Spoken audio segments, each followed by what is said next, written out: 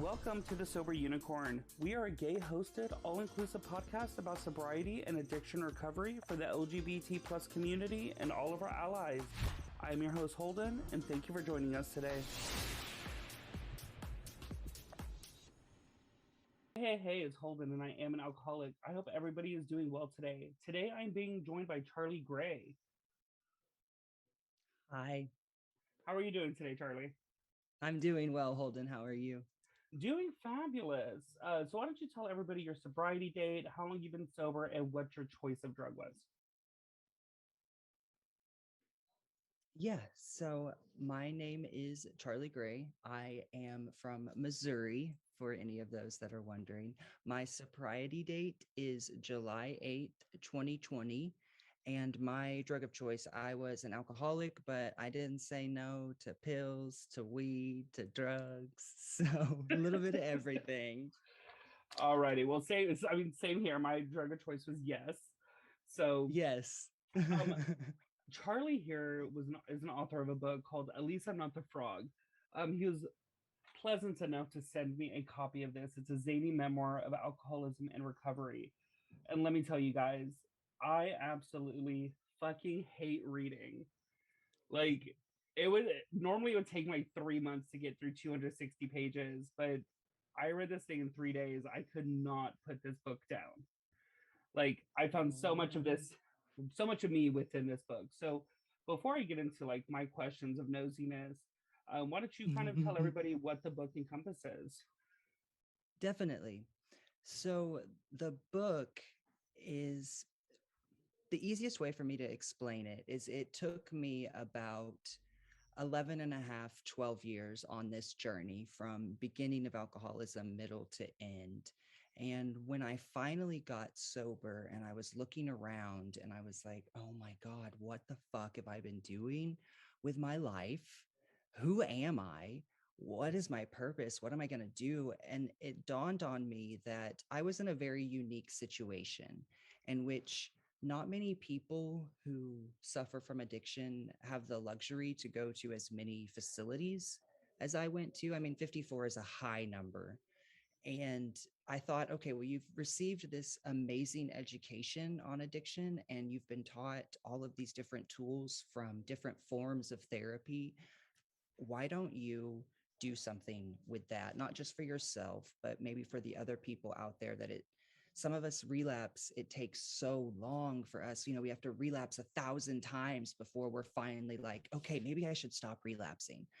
It literally takes that long. And I knew that I always wanted to write. I knew that I enjoyed writing. So it all just kind of fell into place. And that's how the story came to be. I wanted to I wanted to do something that I hadn't really seen in the genre as well. It's called Quit Lit. It's quit literature, sobriety recovery stories. I had read several of those, and while they were all very helpful, I had never seen anyone take me through the full course of it. Mhm. I was usually only getting pockets of their journey.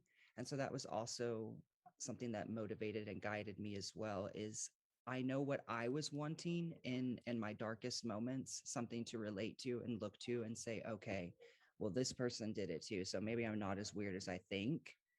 And there was a book that I read once that they wrote about the darkness of alcoholism, and I was like, thank you. So I wanted to echo that in mine. So that's how At Least I'm Not the Frog came about. I mean, that's awesome. I know you said you had multiple facilities. In the book, it specifically states 20 detoxes, 6 rehabs, over 20 psych wards, 5 sober houses. So that is a Yeah. ton of facilities. What facility sticks with you the most today and what they had to teach you? So many of them, to be honest, but the most impactful were the ones that I've wrote about, and then I'm writing a follow-up, a novella, and it is the most impactful facility that I went to. It was in Kansas. And so I don't want to give too much away because it's coming out in the spring of Okay. 2022, but I can talk about the two that I've already written about in Florida and Utah. The one in Florida, I smashed two treatment centers together. I smashed an experience in Pennsylvania and an experience in Florida together. because there were so many profound moments. Both of those centers were very early on, and me traveling to treatment centers. So I didn't know the world of rehab or psych wards yet. So it was all very new and fresh. And I was just discovering cognitive behavioral therapy. I was just discovering the 12 traditions and what else? Oh, meditation. You know, it was all just entering my life. So Palm Beach retreat in Florida, that was like, I think of it with such fond. It doesn't even feel like me who went, because the man that I became, it got so much darker after that. Mhm. It feels like I was just a young boy when I went to Florida. um, but it was only a few years ago, really, in the big timeline. And then Utah, yeah, Utah was so impactful. And that was because of many things, because of Jace, because I was so angry at that point in my life. I was so angry with myself, and I was so angry with addiction that it was just bleeding out into everywhere. And it was just this rage that I had. And I slowly was able to walk my, I'm so sorry for the dogs. Okay. And I was slowly able to walk myself back from that ledge of anger while I was in Utah. And I think the reason that I relapsed so quickly after leaving Utah is because it was just the juxtaposition of I had felt so comforted and safe, and I was kind of falling for this boy, and then it was all swept away again, and that Mhm. anger resurfaced very quickly, and so naturally I drank. So So I think if I those remember two. correctly, you were in the taxi leaving to go, and that you had him detour to the liquor store. Yes, I had I had flown from Salt Lake City, Utah to Springfield, Mhm. Missouri, just gotten in. It was an Uber, but I didn't know about legality in my book if I could use Uber. So Okay. I wrote it with Uber and like actually using Grinder and all these words, and then I changed it. But yeah, I just touched down, got on the road, and I was like, I need vodka. Yeah, no, hey, I can understand that feeling. I mean, you did touch on like different types of therapy, such as AA, SMART, CBT, and DBT. What principles from any of those do you carry with you as of today? Is there any specific one? Yeah. Well, CBT and DBT, cognitive behavioral therapy and dialectical behavioral therapy, they taught me how to control my emotions and my mind. I feel like my head and my heart have always been at battle of who's going to lead when Hmm. neither one should lead because they're both batshit crazy. So it's like, how do I rein those two in? And CBT and DBT taught me that. And what AA gave me, the the book, the first 164, is obviously amazing and changes lives, but it's the stories in the back of the big book that really affected my life. I read the first 164 because I was supposed to, because my Hmm. sponsor told me to. I came to the stories in the back of the book on my own in Utah. Actually, I just didn't put that in there. And that's, I think, where the seed of write your experience because of how impactful it can be was kind of planted. So that's probably my takeaways from AA, and the sense of community. You don't find, I don't think there is a stronger community out there other than AA. It's just, it's so amazing. Yeah, I know that my experience, because that's the 12-step program that I work with for sobriety, the fellowship is like hands down like the best thing I've experienced thus far in recovery. I mean, the way that they are there for you in your darkest moments and just full of support. They don't judge, they don't care if you fall off the wagon, they just want to see you get back on it. Um, I mean, earlier in the episode, you mentioned that drugs of choice for both of us was kind of yes, but it Hmm. seemed like in Vegas you did like Coke, and everything during the EDC dance. But Yes. when your chapter Apps of Men came out and people started asking you whether you party or not, you kind of seemed to draw the line at meth and heroin at that point. Yes, I never have done heroin, and that was just, I was never, I guess, exposed to it. Hmm. I'm sure I would have. And meth, I had a really terrible experience with meth pretty early on before my alcoholism was even raging. And I wish that that experience could have translated into alcoholism. And I wish that I could have moved that over, because the person I became when on meth was just insane. It was this like, Yes. oh my God, like what the fuck, bro? And that's what my blackouts would become. But yeah, I never really dabbled with those. One, because I didn't have the exposure, the other because I saw what it could do and I didn't know how to control it. A lot of the other drugs that I played and partied with, I knew how to control them. I knew the dosage to take, I knew how I would react to it. Meth just flipped my fucking lid, made me crazy, and I couldn't afford that. I mean, I have similar experiences. I mean, my father was very heavy into meth, so even though I did dabble in it for many years, I knew when to stop before it got out of Yeah. control. Um, I mean, I said, and it's so funny that I just sat here and said I could control those, because no, 100% I could not control them. But in my warped, fucked up mind, I thought I could. Sorry, I just needed to put that little no, asterisk in. you're fine. I mean, even though, have you been to an EDC since becoming sober? I have not. No, I would love to. So you're looking forward to that at least. Yes, yes. It's the music for me. The music just, I have been listening to, you know, EDM and electronic dance music for so long. That's what it is. I think it would be amazing without the drugs and alcohol, honestly. So I know that we've kind of stepped back, and I'm kind of going backwards a little bit. In the book, you stated that you kind of came to a reality that you never worked the steps, the 12 traditions. I mean, sorry, the 12 steps thoroughly. So did you in your sobriety go back and actually thoroughly work every single step? Or did you find sobriety by this point? No, no, I have never worked the entirety of the steps. I will be very honest with that. I I think what you'll find in my recovery is, man, he tried a little bit of everything, didn't he? And he only got so far with each thing. But then what I did is say, okay, what worked from each one of those? And I made this like recovery gumbo that then I was able to get sober from. Um, so I don't have much experience with the steps. I worked till 5 and then relapsed. So Oh my gosh. And I yeah. mean, what's funny, 4 to 7 kind of is a main point where a lot of people relapse. And I found for me that was like my turning point of realizing why I drank to begin with. So Yeah. it was crazy for It me. was too eye-opening for me. So death is reality for many people. And in your story, I know you lost several people. I'm not going to name who, so I don't want to spoil it for people that haven't read the book. Mhm. Do you feel death played a huge factor in your relapsing? Absolutely. Absolutely. Because I think it was unresolved trauma and grief that was the catalyst for the majority of my relapses.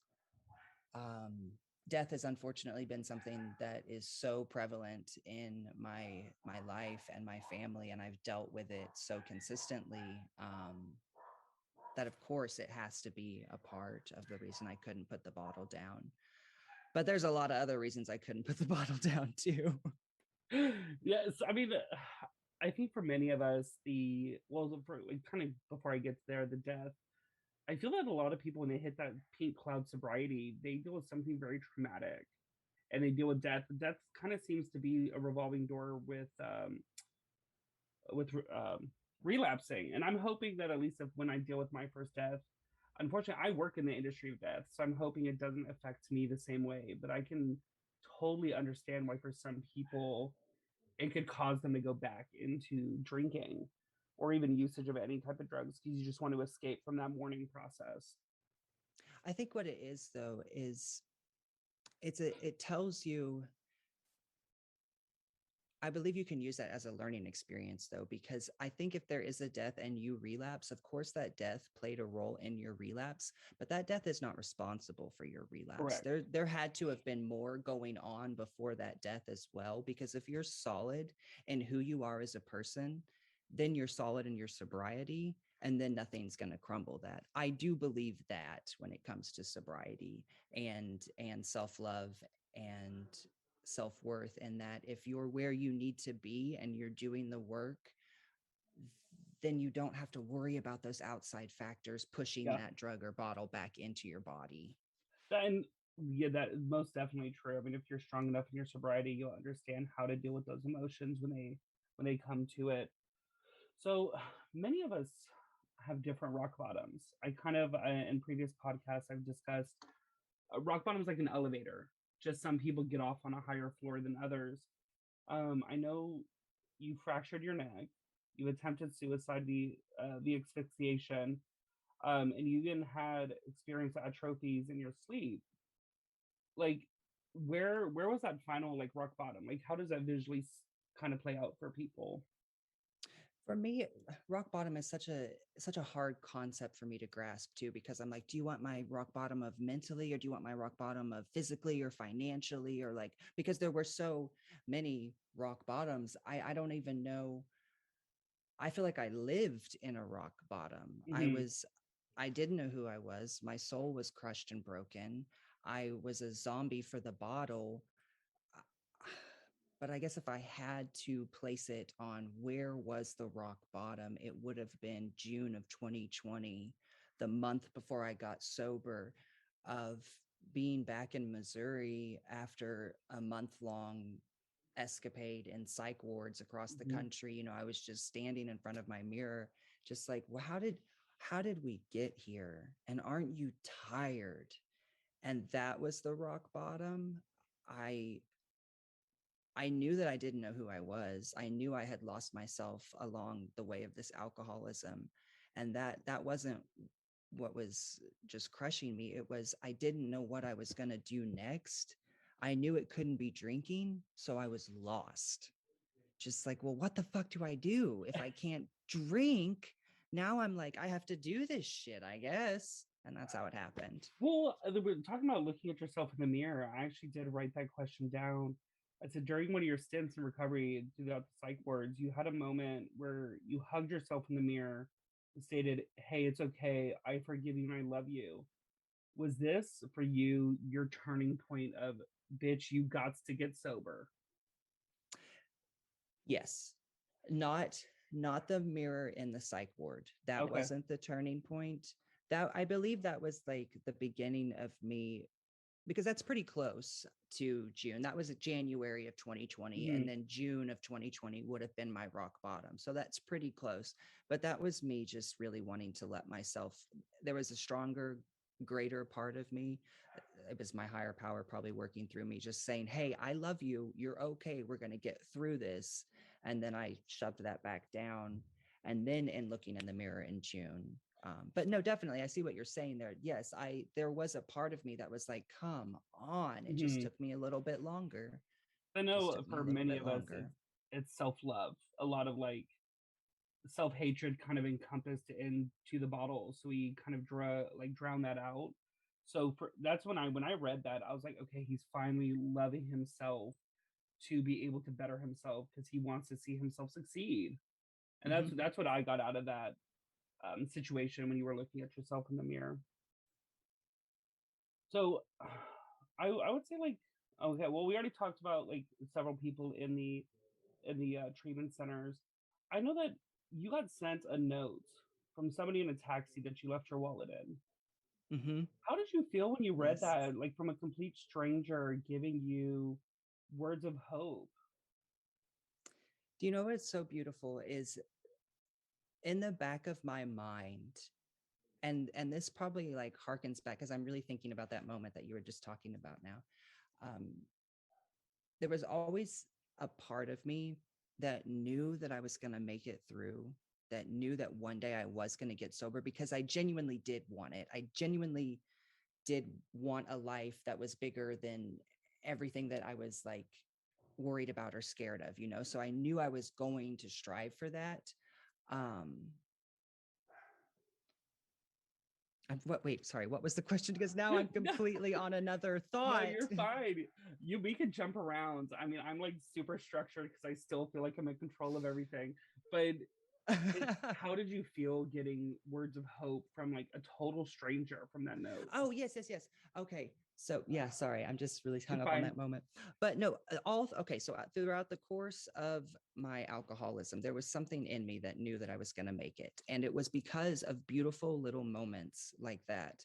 People would go out of their way, or I would see something at the right moment when I needed to see it that would remind me of something. And so when I got that note, I since have recovered that memory of the taxi ride. I've done a lot of work to try and recover a lot of memories that I thought I had lost in a blackout. Hmm. Um, and it's patchy, but I can piece it together.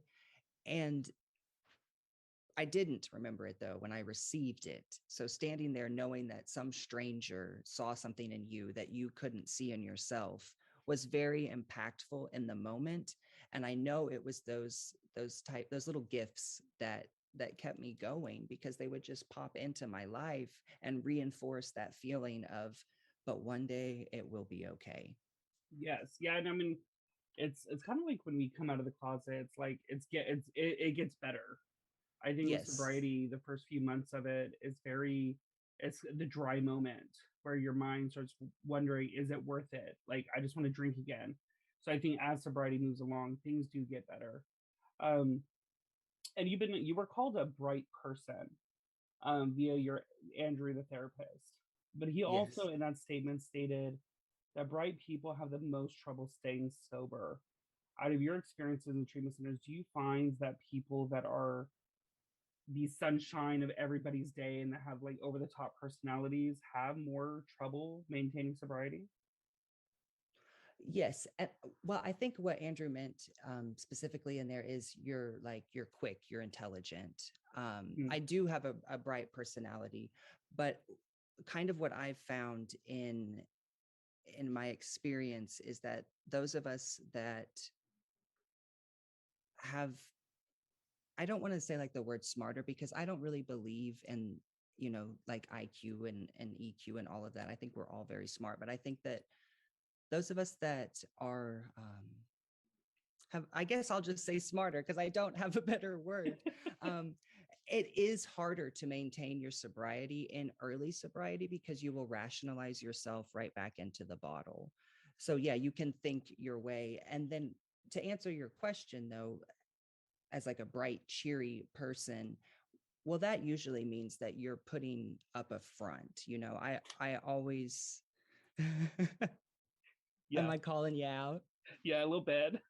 Yeah, it's getting real. But it's true though. I mean, and that's something that you have to confront as well. And I am told that I'm kind and nice and gentle very often. So of course that becomes a disposition that is easier for me to maintain because that's what people expect. And of course, who doesn't want to be considered kind?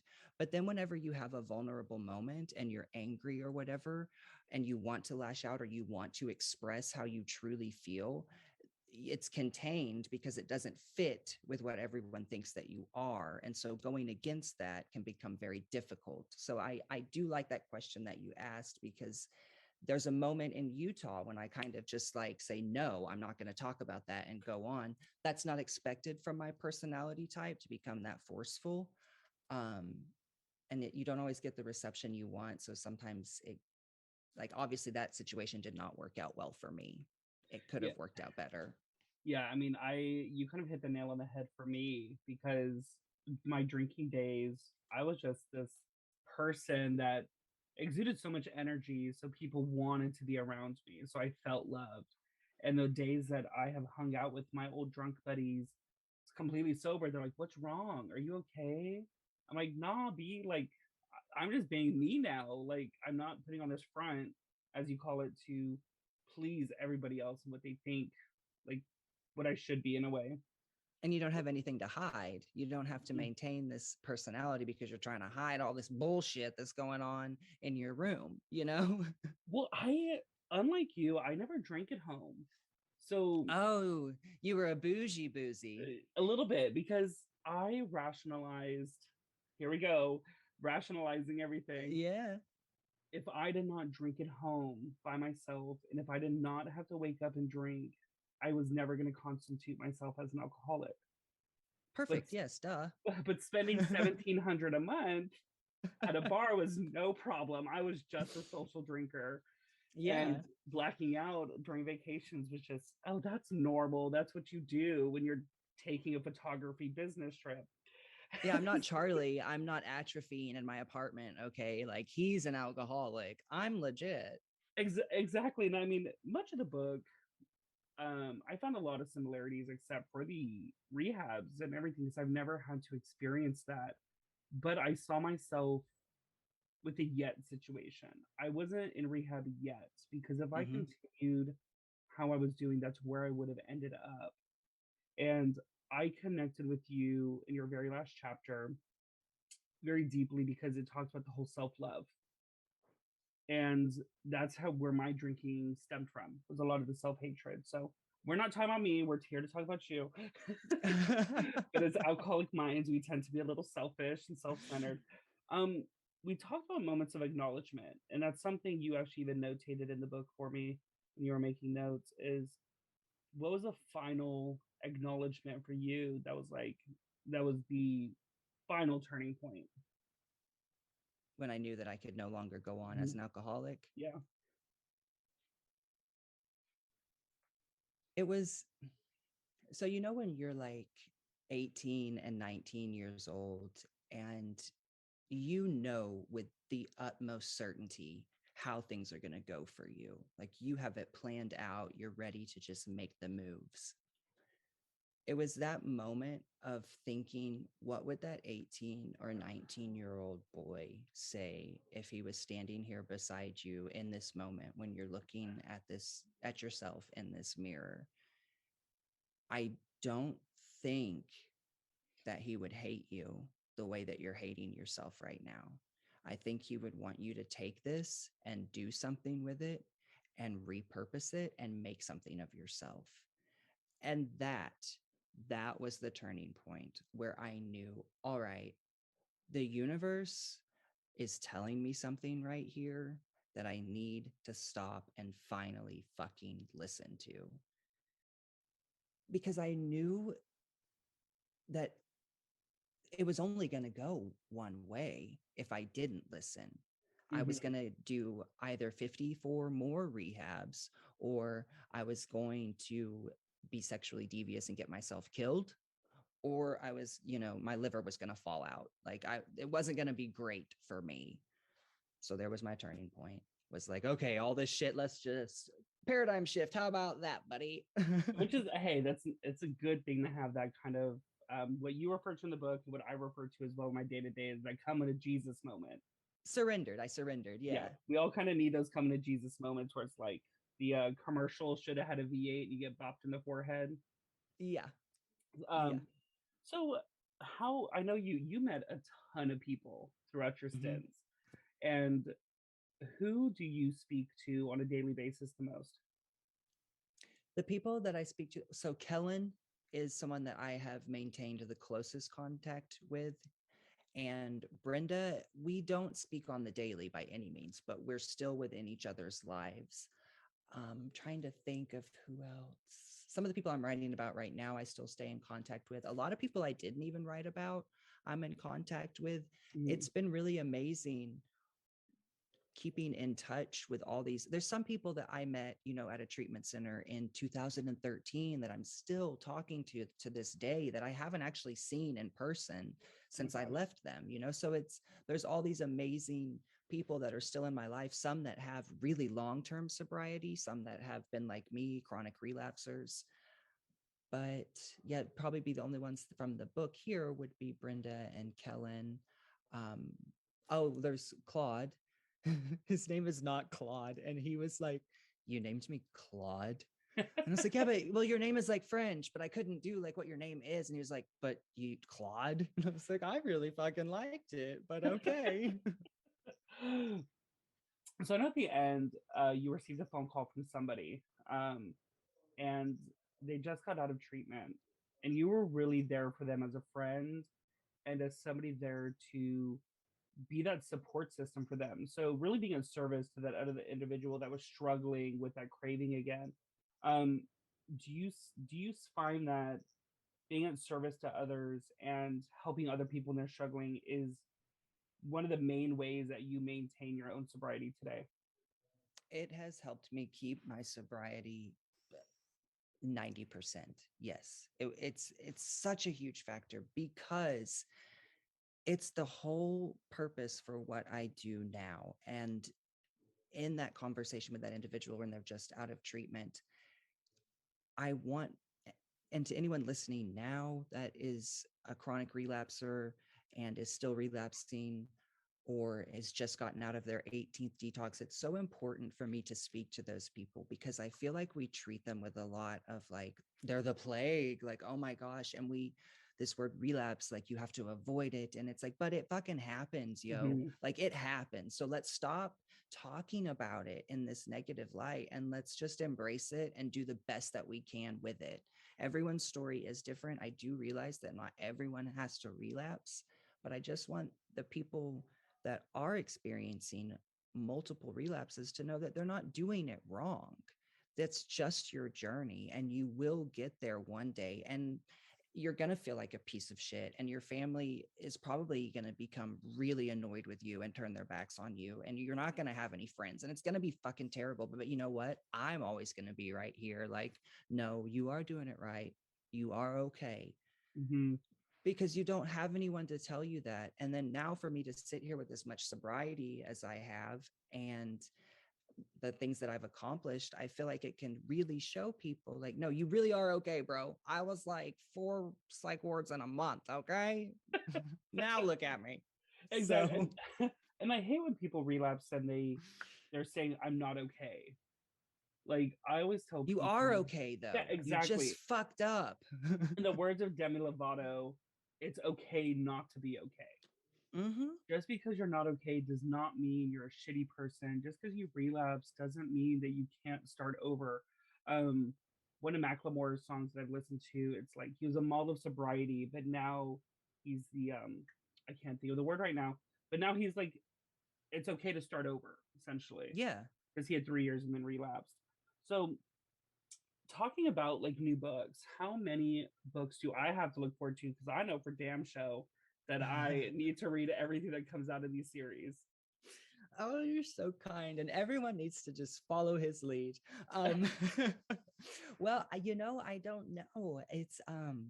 It's just been the most, and this is people that are struggling right now hear this, like it has been the most amazing experience because what happened is I wrote this book self-published and now it's like I'm talking to literary agents and maybe going to get an agent and maybe really do a big book deal or something, or maybe I'll just self-publish again. I don't know, but my world has grown so big from just this one little kernel.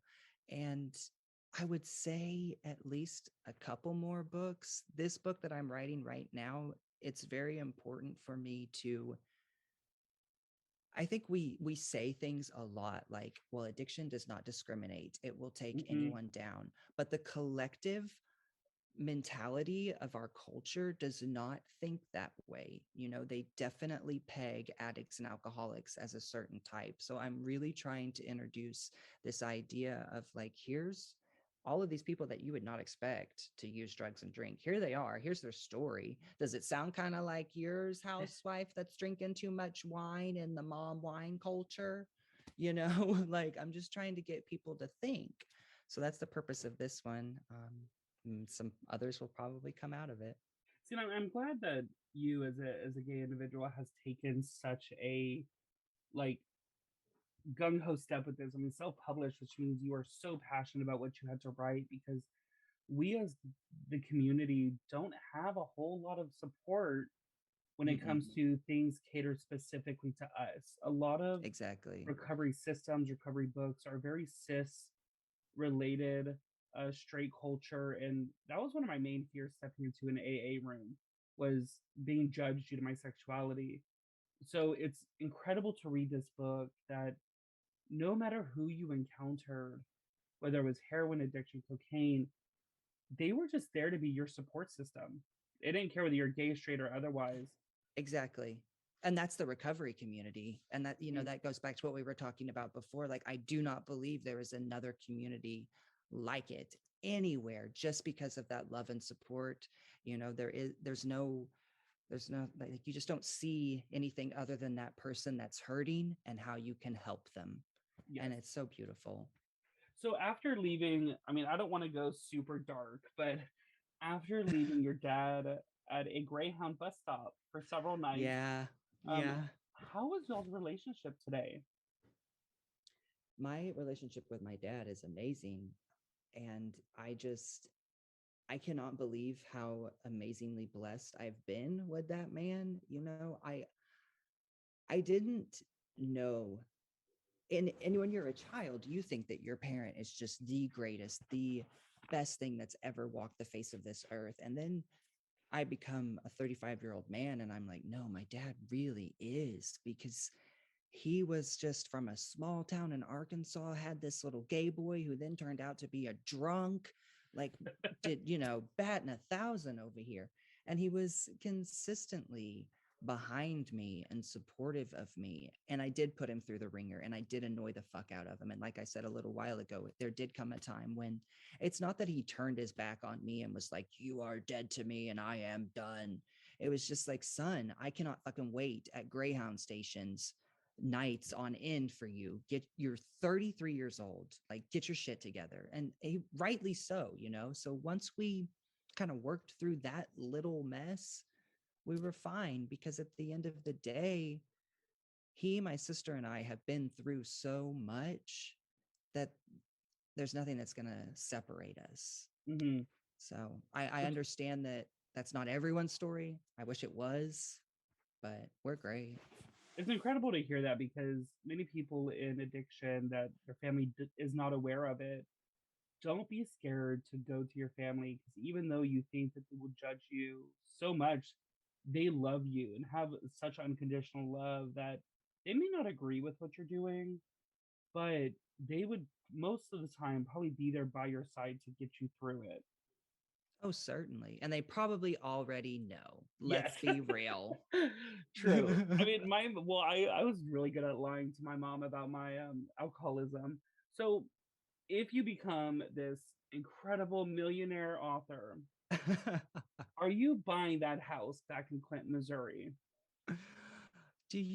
oh my God, do you know that? No, bitch, I'm not buying it. I'm building a better one. That's Because what I'm doing. that house, like from the picture that you painted of it in the very first chapter, I was like, this is somewhere I need to live You because it are just like, sounds so serene. this is, thank you so much, because that house, I'm like getting really emotional right now. Whoa, thank you. That's so sweet. Okay. That house is so important to my family, like my sister. Do you Mhm. listen? Oh my gosh, I am like, whoo.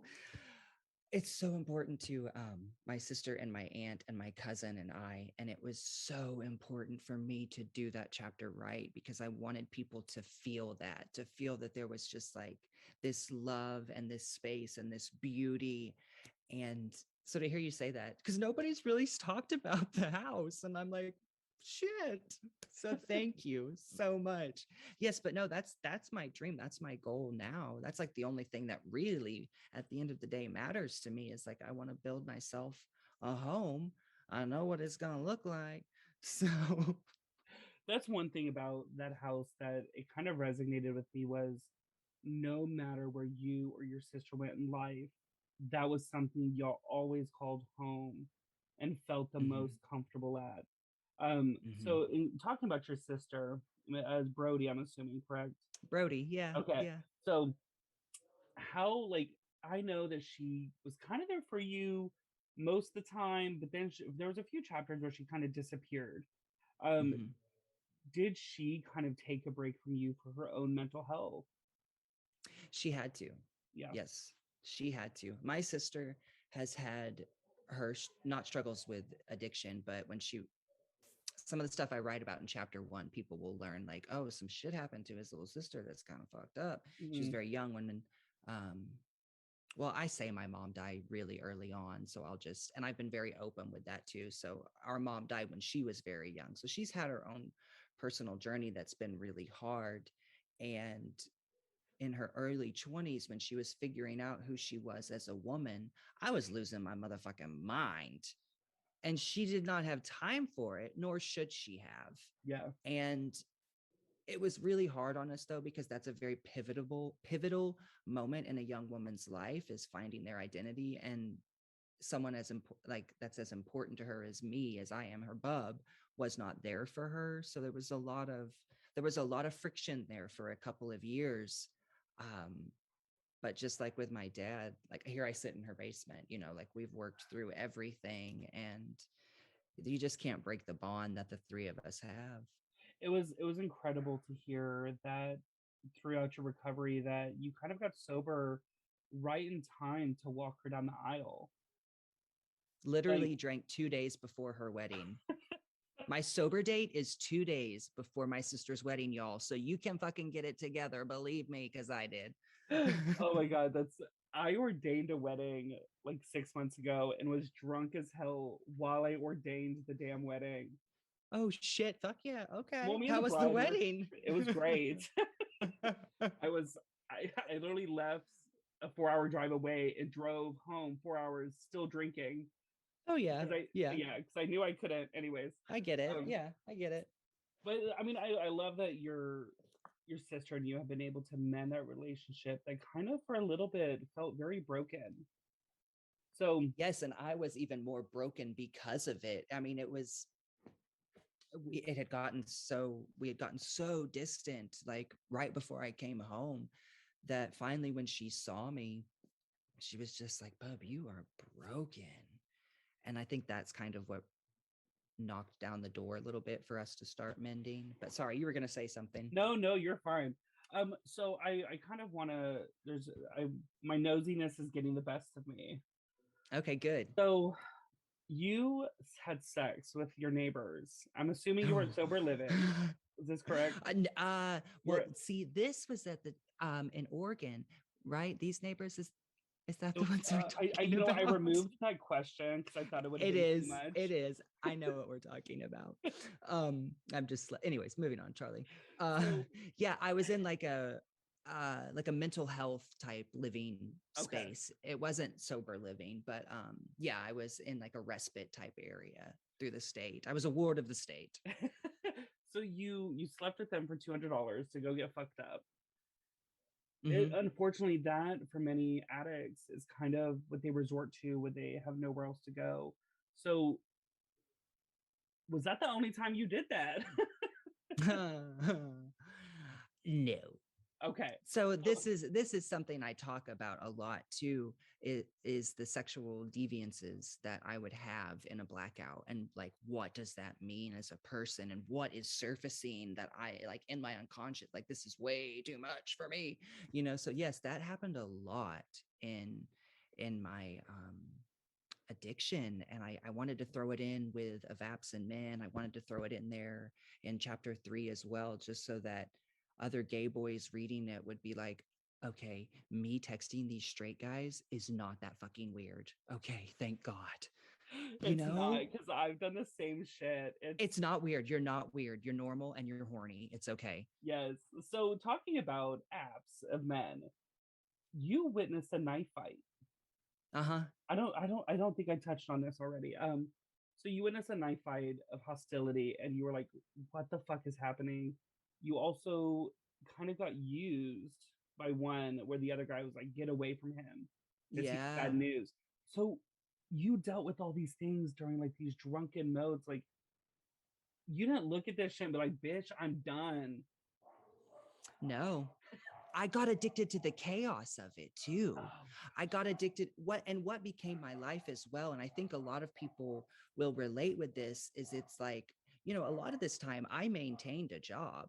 So what became my life was like, okay, I learned how to go to work for a month or two, then relapse for a week or two, then go to the detox, but still keep the job. So that idea of like, oh, I fucked everything up. Let me fix it real quick, and then I'll go back to work, and then I'll drink. That became my life. That's what I knew. It was my industry at this point. I've done it for 11 years. I mean, it literally what I call my industry was going to psych wards and rehabs. Um, so no, there was never, I mean, there were lots of moments of like, why am I doing this? Oh my God. But then why the fuck would you keep doing it, dude? So clearly it became something I knew and did not want to get off of because I felt safe. Hmm. I was in control, big quotes in the air. So, if it's not too much to ask, in what is a secret that you did not include in the first book that is included in the next up and coming that can give the reader something to look forward to in this next book? Well, um, Just one. there's sex in the rehab in the next one. See, that's when I start getting excited. I've been trying to throw in because I'm like, after the first one, I was like, well, maybe you should like try to be a writer, dude. Like, just try and write some shit. So I was like, well, I mean, I did have an experience, a romantic one. I should try and write that. It's fucking hard to write that. So there's romance in the next one for all you romance readers. It's probably hard to write that without it seeming like it's one of those erotica stories. Yeah, it's like you want to keep it tasteful and I still want to keep it kind of art, but I don't want to be like, and then I don't want to, anyways. Yeah, no, I get exactly what you mean. Um, we already so that's really all the questions that I came up with at work. Um, That's amazing. it's been incredible. I mean, is there anything that I did not talk about that you kind of want to just let everybody know? I think we've covered quite a bit. I think I got a moment of when I got to be passionate about, my real purpose here, and my real purpose in writing is for the relapsers. And I have a blog that talks a lot about, basically the blog started right the month before I published, so it started in June of 2021, and it just kind of gives you a little bit more detail of tips and tricks that I use to stay sober. I talk about my experiences of reconnecting with friends and family. If you want to check that out, it's at least I'm not the frog.com. But no, this has been amazing. I'm so humbled when I get to speak with someone that's gay and an addict, because that's like you're my, like, you're speaking my language. Yes. So this is such a rewarding experience for me to have someone like you respond to the material, because it means that it can help people. So I just want to thank you, and then also give you props for the sober unicorn. What's It's a crazy is great name. thank you. I mean, I came up with it. I like started hiring graphic designers, and then all of a sudden, I go to buy the .com of it. It's fucking taken Oh, by oh no, somebody that hasn't used it since 2018. And I started bastards. scrambling. I'm like, you know what? I just added podcast to it. Yeah, So, and like my listens have already surpassed her listens on via yes, they podcast have. systems. So I'm like, you know what? Fuck that bitch. Yeah. um, So again, everybody, this is a book. It's available on Amazon. It's called At Least I'm Not the Frog, Zany Memoir of Alcoholism and Recovery by Charlie Gray. Um, so what Charlie, I mean, of course, we've already discussed this, that you are a part of the LGBT community. Hmm. So what would you tell the gay boy or gay female or trans person that is struggling right now? My advice to you would be, I think it's most likely very difficult for us, and you had said this earlier, to find self love. I know, coming from being a gay boy in the Midwest, in the rural Midwest, there was no one for me to look to that was like me, other than what was being depicted on TV in the late 90s. And that wasn't accurate. So, my advice would be to love yourself and to know that no matter where you're at, no matter what you're being told, no matter how you feel, you are perfect the way that you are. Even if you're stumbling, you are loved, and it does get better. And if you're mad to hear that, because it sounds cliche, I was so fucking mad to hear it too. So you just be mad and it'll be okay in a little while, I promise. Awesome. Thank you so much. Of course, I know that you want to share with everybody how to contact you. So why don't you drop your ads, your DMs, whatever you want to drop? Yeah. So, okay, like I said, you can go to my website, at least I'm not the frog.com. You can find me on Facebook. Just type in At Least I'm Not the Frog or Charlie Gray. On Instagram, I'm at His Majesty Charles 3, like the number 3, RD for third. I know it's a fucked up name and I should change it to something about frogs, but I can't because I'm a third. And if Prince Charles becomes king, then he's King Charles the Third. So I just can't change it. So now no one's going to DM me because I sound really fucking weird. So that's great. And I know that I listened to your gay A episode since October, I believe. Yes. And I said the same thing. So I know that Charlie is single. So are you still single? Yes, I Okay, am. so everybody listening, Proudly. I mean, I see him on video, but I mean, he's a catch, so DM his ass. So, oh my goodness. Thank you.